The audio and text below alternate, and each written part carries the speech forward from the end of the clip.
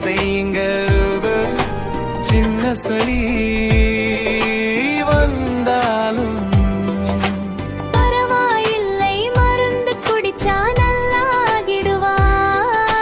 சிறிது தூங்கின வலி போயிடும், குட்டி முகம் பின்னே சிரிச்சிடும். Look at this one.